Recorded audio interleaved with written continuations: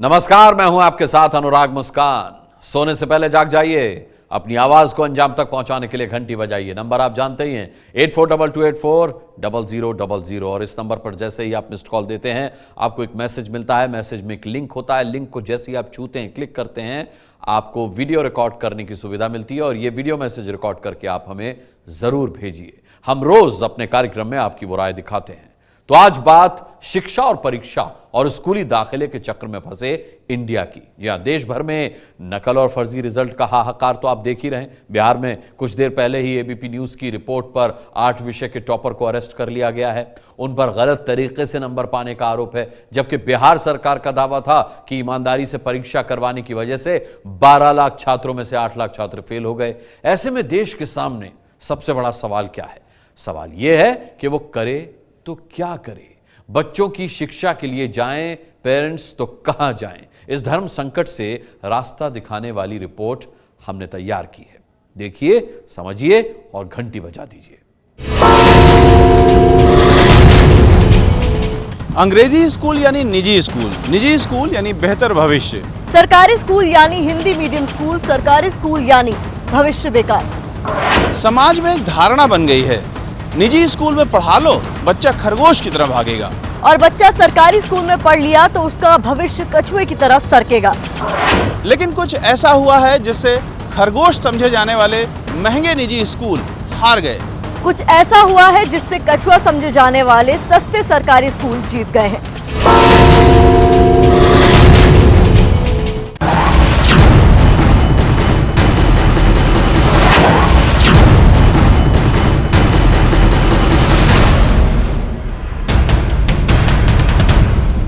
कैसे जीत गया सरकारी स्कूल का कछुआ प्राइवेट स्कूल के खरगोशों से? कैसे बेकार समझे जाने वाले सरकारी स्कूल तुर्रम खान समझे जाने वाले प्राइवेट स्कूल पर भारी पड़े? सुनकर अचंभा होता है, लेकिन इस ऐतिहासिक सच को दिखाने के लिए एबीपी न्यूज संवाददाता प्रतिमा मिश्रा दिल्ली की इस गली में दाखिल हुई हैं, जहां इस घर के भीतर मुलाकात होती है विकास उपाध्याय से।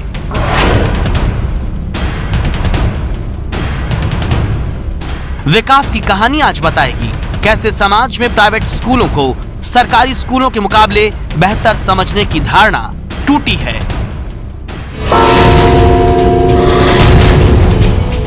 आज भले ही तमाम अभिभावक अपने बच्चों का प्राइवेट स्कूल में एडमिशन कराने के लिए भागदौड़ कर रहे हों, लेकिन इस बार के सीबीएसई के 12वीं के जो नतीजे आए हैं उसने इस गलतफहमी को काफी हद तक दूर कर दिया है कि केवल प्राइवेट स्कूल में पढ़ने वाले बच्चे ही अच्छा कर सकते हैं, क्योंकि दिल्ली के सरकारी स्कूलों के जो नतीजे आए हैं 12वीं के वो प्राइवेट से बेहतर आए हैं, और वो भी 9% ज्यादा। तो ऐसे में हमारे साथ मौजूद है विकास और विकास का परिवार। ये वो विकास हैं जिन्होंने दिल्ली के सरकारी स्कूल में पढ़ते हुए भी टॉप किया है और गर्व महसूस कराया है बहुत सारे लोगों को, और बहुत सारी बच्चों के लिए, अभिभावकों के लिए भी प्रेरणा बने हैं कि आप सरकारी स्कूल में पढ़ते हुए भी अच्छा कर सकते हैं। दिल्ली में यमुना विहार इलाके के सरकारी स्कूल में पढ़ने वाले विकास उपाध्याय ने सीबीएसई बोर्ड के साइंस स्ट्रीम की 12वीं कक्षा में 97% नंबर हासिल किए, जिसमें फिजिक्स में 95, मैथ्स में 98, अंग्रेजी में 95, केमिस्ट्री में 99 और बायोलॉजी में 98 नंबर शामिल हैं। ये कहानी आगे बढ़े उससे पहले समझिए कि विकास और विकास जैसे हजारों बच्चों ने सरकारी स्कूल के कछुए को प्राइवेट स्कूल के खरगोश के सामने कैसे जिताया।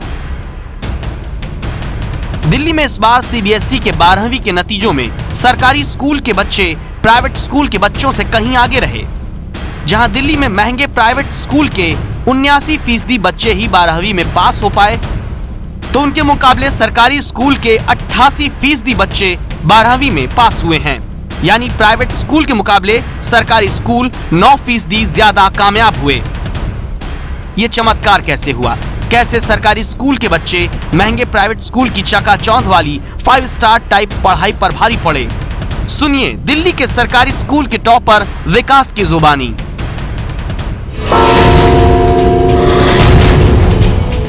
यस मैम, स्थिति अब बहुत ज़्यादा बदली है। अब एक्स्ट्रा क्लासेस भी होती हैं, जितनी भी छुट्टियां पड़ती हैं सब में 2-3 घंटे की एक्स्ट्रा क्लासेस स्कूलों में ज़रूर होती हैं। हमारे प्रिंसिपल हैं, वो मैथ्स पढ़ाते हैं, वो प्रिंसिपल भी हमारी क्लासों में आकर पढ़ाना शुरू कर दिया, वो भी पढ़ाने आते हैं। और अब लैब में प्रैक्टिकल बहुत ज़्यादा होते हैं, पहले प्रैक्टिकल बहुत कम होते थे। विकास की बात सुनकर आश्चर्य हुआ होगा, क्योंकि सरकारी स्कूल के शिक्षकों की जैसी तारीफ विकास करते हैं उस पर भरोसा कैसे किया जाए, जबकि दिल्ली में सरकार के सर्वे में ही पता चला हो कि सरकारी स्कूल में पढ़ने वाले 6ठी क्लास तक के 74% बच्चे हिंदी पाठ्य पुस्तक का एक पैराग्राफ भी नहीं पढ़ पाते। 46% बच्चे दूसरी कक्षा की सरल कहानी नहीं पढ़ सकते। उसी दिल्ली में सीबीएसई बोर्ड की 12वीं की परीक्षा में सरकारी स्कूल महंगे प्राइवेट स्कूल पर कैसे भारी पड़ गए। इसलिए विकास से हमने एक और सवाल किया, पूछा क्या वाकई सरकारी स्कूल में शिक्षक इतनी मेहनत से पढ़ाते हैं। अब उन्हें हर एक बच्चे का पता होता है कि हर बच्चा कैसा कर रहा है। हर महीने टेस्ट लेते हैं टीचर, अलग क्लास टेस्ट अलग होते हैं, यूनिट टेस्ट अलग अलग टेस्ट लेते हैं हर महीने। तो इससे उन्हें भी पता रहता है कि बच्चा कहाँ पर कमजोर है, तो वो वहाँ पर ध्यान दे सकते हैं। सरकारी स्कूलों में ऐसा सतयुग आ गया हो, क्या वाकई ऐसा हो सकता है? कई सवाल घूम रहे थे। आखिर जब देश में 2010 से 2015 के बीच 20 राज्यों के सरकारी स्कूलों में दाखिला लेने वाले बच्चों की तादाद में 1 करोड़ 30 लाख की कमी आई हो, जब देश के निजी स्कूलों में 1 करोड़ 75 लाख नए छात्रों का दाखिला बढ़ गया हो, तब तो ये सवाल उठता ही है कि दिल्ली के सरकारी स्कूलों में कौन सी जादू की छड़ी चली जो सरकारी स्कूल महंगे निजी स्कूल पर भारी पड़े हैं। इसलिए एबीपी न्यूज संवाददाता प्रतिमा मिश्रा ने आपके लिए इस खबर का दायरा बढ़ाया। अब हम दिल्ली में एक और सरकारी स्कूल में पढ़ने वाले बच्चे कृष्णा के घर पहुंचे। कृष्णा ने भी 90% नंबर 12वीं के इम्तिहान में हासिल किए हैं। जहां सरकारी स्कूलों पर हिंदी मीडियम मानकर पढ़ाने से बचने की धारणा आम लोगों के मन में घर कर चुकी है, वहां दिल्ली के सरकारी स्कूल से पढ़े कृष्णा ने अंग्रेजी में 90 नंबर हासिल किए हैं। पिछले 2 सालों में इंग्लिश को लेकर बहुत अच्छा काम किया गया है। हमारे लिए कंपटीशन भी रखवाए जाते थे। हमें मॉर्निंग असेंबली में इंग्लिश सिखाई जाती थी, जिससे कि हम आगे इंटरव्यूज़ वगैरह में हिचकिचाएं नहीं और प्राइवेट से बेहतर कर सकें। जैसा कि आपने बोला कि प्राइवेट स्कूल्स में ज़्यादा इंग्लिश का फोकस किया जाता है, लेकिन अब ऐसा नहीं है। अब सरकारी में भी ज़्यादा इंग्लिश को फोकस किया जाता है। चूंकि अब तक देश में सरकारी स्कूलों की हालत कुछ ऐसी दिखती रही, जहां बच्चे न पढ़ पाते हैं न शिक्षक पढ़ाते हैं। ऐसी ही कहानी कहता एक वीडियो सोशल मीडिया में काफी प्रचलित है, इसे सुनिए।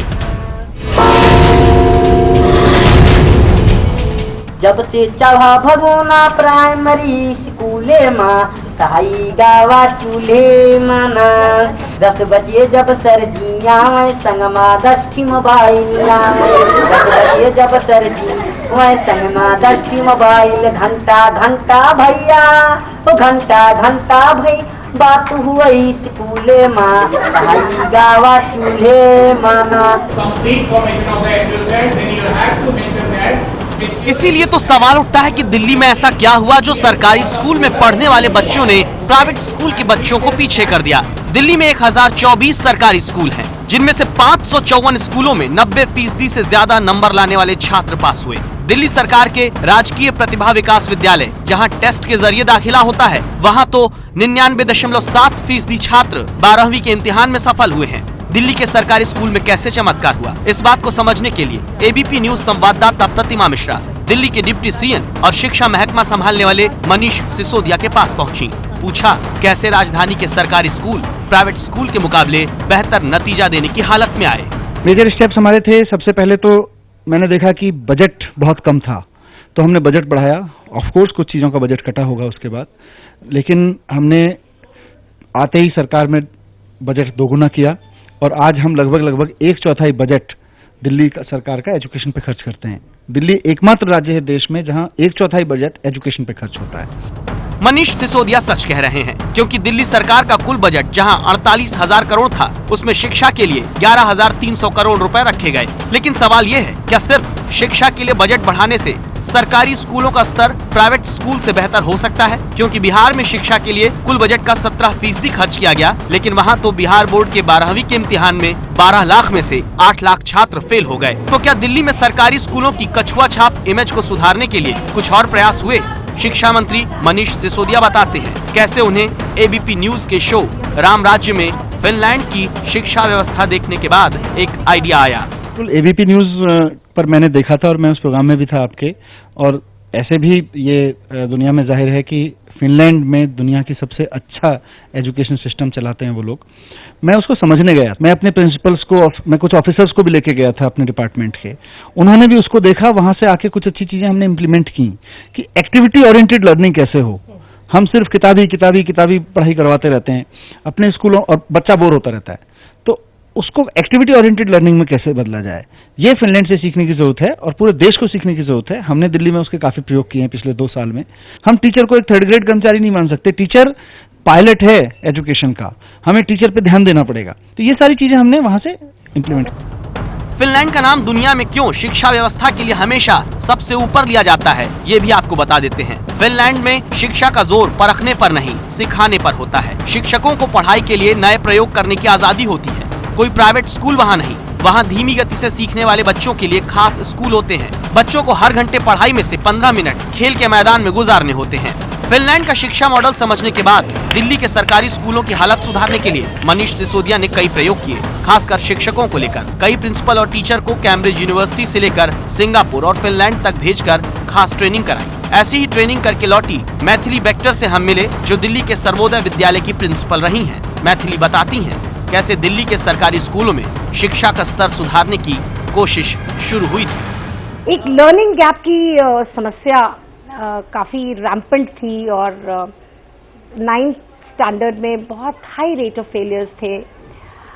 उसको समझा गया एंड एक जैसे कहते हैं कि स्पॉट ट्रीटमेंट वहाँ से शुरू हुई। एंड नाउ जितने भी जो एकेडमिक अचीवमेंट के जो पिटफॉल्स थे, शॉर्टफॉल्स थे, धीरे धीरे सभी कवर हो गए हैं। दिल्ली के सरकारी स्कूल की प्रिंसिपल रही मैथिली हमें सरकारी स्कूलों में चलाई गई योजना चुनौती के बारे में बता रही थी। इस चुनौती योजना और दिल्ली के सरकारी स्कूलों को कछुए से खरगोश बनाने के लिए और क्या प्रयोग हुए हैं, इनकी पूरी जानकारी आपको देते हैं। दिल्ली के सरकारी स्कूलों में छात्र बेहतर नतीजा दें, इसलिए सरकार ने चुनौती योजना शुरू की थी। इस योजना के तहत बच्चों के शैक्षिक विकास के लिए उन्हें 3 वर्गों में बांटा गया। तीसरा वर्ग उन बच्चों का था जिन्हें पढ़ने लिखने में काफी दिक्कत थी। इन बच्चों को पहचान कर एक तय समय में सुधार की कोशिश शुरू हुई। शिक्षकों को स्कूल के गैर शैक्षणिक कामों में अब नहीं फंसाया जाता। मतलब ये कि स्कूल के रखरखाव की जिम्मेदारी अब शिक्षक पर नहीं होती, ताकि टीचर सिर्फ पढ़ाने पर ध्यान दें। अच्छे प्रिंसिपल को कमजोर स्कूलों में भेजा गया ताकि वहां भी अच्छे नतीजे मिले। गर्मी की छुट्टियों में बच्चों की एक्स्ट्रा क्लास और समर कैंप लगाए जाने लगे, जो अब तक सिर्फ निजी स्कूल में होते थे।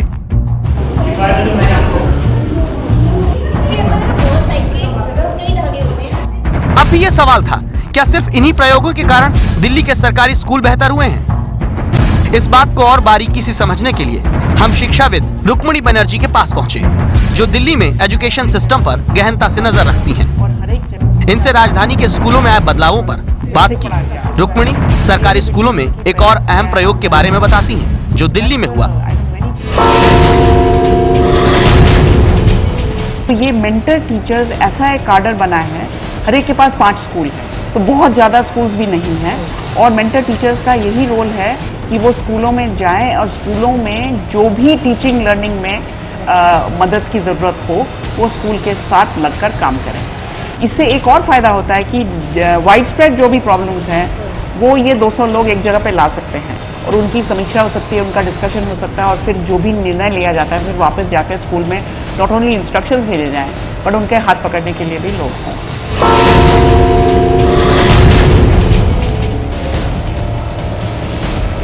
2 साल में दिल्ली में सरकारी स्कूलों में बेहतर नतीजा देने की कोशिश के लिए हुए ऐसे ही प्रयोग हकीकत में सफल दिख रहे हैं, जिसकी गवाही है राजधानी में प्राइवेट स्कूल से ज्यादा सरकारी स्कूल के छात्रों का पास होना। गवाही है विकास उपाध्याय के चेहरे की मुस्कान, जो कहती है महंगे प्राइवेट स्कूलों को सरकारी स्कूल टक्कर भी दे सकते हैं और जीत भी सकते हैं, बशर्ते बदलाव की ताकत सिस्टम के अंदर हो। तो देश में महंगी शिक्षा, कमजोर पाठ्यक्रम और लचर होती शैक्षिक व्यवस्था से मुक्ति दिलाने के लिए अगर दिल्ली के सरकारी स्कूल एक नई राह दिखा रहे हैं तो ऐसी कोशिश पूरे देश में होनी चाहिए। देश में एक शिक्षा, एक फीस, एक पाठ्यक्रम लागू होना चाहिए जिससे सभी छात्रों के साथ एक जैसा शैक्षणिक विकास किया जा सके, कोई महंगी फीस न ले सके। एबीपी न्यूज की इस राय से आप सहमत हैं तो घंटी बजा दीजिए 8422840000 पर।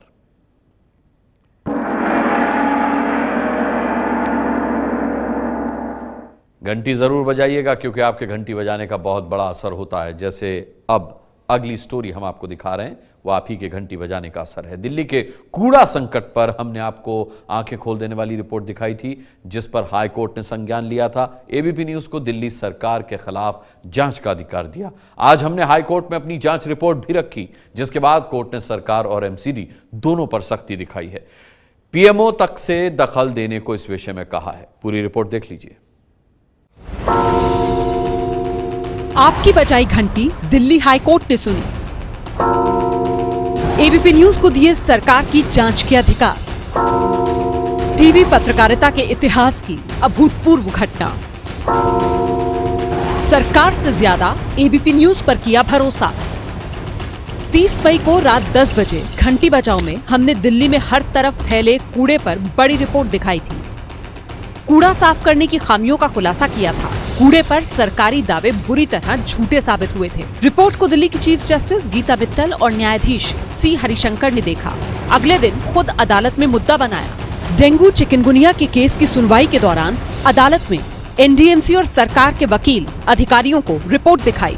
कोर्ट में रिपोर्टिंग के लिए मौजूद एबीपी न्यूज संवाददाता अंकित गुप्ता को बुलाया। लोकल कोर्ट कमिश्नर बनाया। कहा पूरी दिल्ली में कूड़े के हालात की जांच रिपोर्ट बनाओ। 2 तारीख को अदालत में लाओ। यहाँ पर पहुँचे हैं, अभी का हाल बताने की कोशिश करें तो फिलहाल यहाँ पर कूड़े का ट्रक तो आया था, कूड़ा यहाँ से उठाया गया है, लेकिन आसपास ये जो पीछे का हिस्सा जहाँ पर हमने पॉलिथीन रखी थी वहाँ पर हालत वैसी की वैसी ही है। हाईकोर्ट ने एबीपी न्यूज पर सरकार से ज्यादा भरोसा किया। एमसीडी को कहा कि अदालत से झूठ बोला, गुमराह किया। कोर्ट के आदेश पर अंकित गुप्ता समेत हमारे संवाददाताओं ने दिल्ली के अलग अलग इलाकों में पड़ताल की। रिपोर्ट तैयार हुई, अदालत में 2 जून को पेश की गई। इसके बाद अदालत ने क्या कहा सुनिए संवाददाता अंकित गुप्ता से, जो सुनवाई के वक्त कोर्ट में मौजूद थे।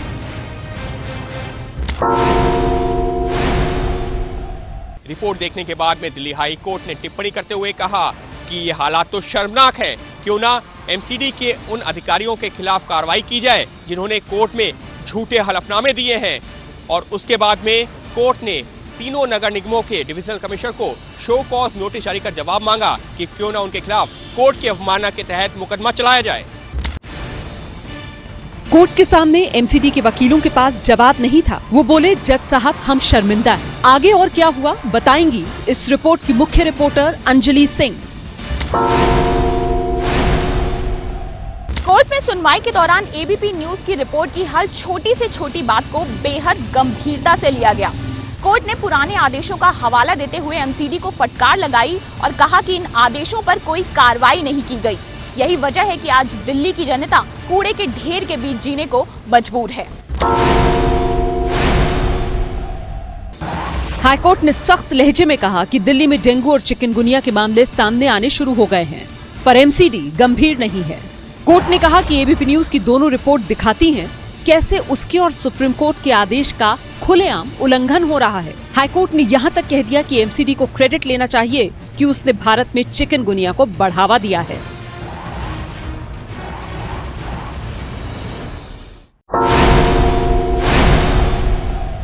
सुनवाई के बाद दिल्ली हाई कोर्ट की चीफ जस्टिस ने एबीपी न्यूज की इस रिपोर्ट के लिए एबीपी न्यूज की टीम का शुक्रिया भी अदा किया और साथ ही ये भी कहा कि हम उम्मीद करते हैं कि एबीपी न्यूज दिल्ली को साफ सुथरा करने में जो हमने मुहिम चलाई है उसमें कोर्ट का सहयोग करना जारी रखेगा। दिल्ली हाईकोर्ट ने कहा है कि देश की राजधानी की ये हालत स्वच्छ भारत मिशन के साथ खिलवाड़ है। कोर्ट ने एबीपी न्यूज की पूरी जांच रिपोर्ट सीडी के रूप में पीएमओ को सौंपने को कहा है ताकि दिल्ली के कूड़ा संकट पर वो दखल दे सकें। साथ ही एबीपी न्यूज से आगे भी हाईकोर्ट ने लोकल कमिश्नर के रूप में सफाई पर रिपोर्ट तैयार करने का आदेश दिया है। यानी हमारे जरिए देश के मुद्दों पर आप जो घंटी बजा रहे हैं उसका असर हो रहा है। आपकी घंटी को अदालत सुन रही है और जनता की मुश्किलों के लिए जिम्मेदार लोगों की घंटी बज रही है। साल में एक बार नहीं, राष्ट्र निर्माण में रोज करो मतदान। घंटी बजाओ। घंटी बजाओ के दर्शक भी अपनी समस्याओं के खिलाफ रिपोर्ट बनाकर हमें भेज रहे हैं। दिल्ली के 2 दर्शकों की ये रिपोर्ट दिखाते हैं आपको। भारी गंदगी से सनी सड़क की तस्वीरें पूर्वी दिल्ली के पटपड़गंज में आने वाले वेस्ट विनोद नगर की है। गटर और नालियों से निकली गंदगी ने सड़क को घेर लिया है। लोगों को निकलने में भारी दिक्कत हो रही है, पर एमसीडी को होश नहीं है। ये वीडियो घंटी बजाओ के दर्शक नितिन कुमार ने भेजा है और बजाई है एमसीडी के लापरवाही भरे रवैये की घंटी। दिल्ली का हाल बताता ये वीडियो भी आप देखिए।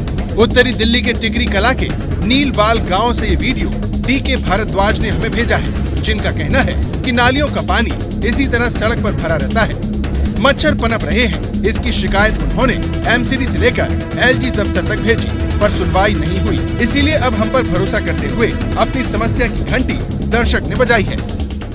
दिल्ली में गंदगी और सरकार के सफाई के झूठे दावों की हमने घंटी बजा दी। हमें वीडियो संदेश भेजकर देश की जिम्मेदार नागरिकों ने क्या प्रतिक्रिया दी है, वो भी सुन लीजिए।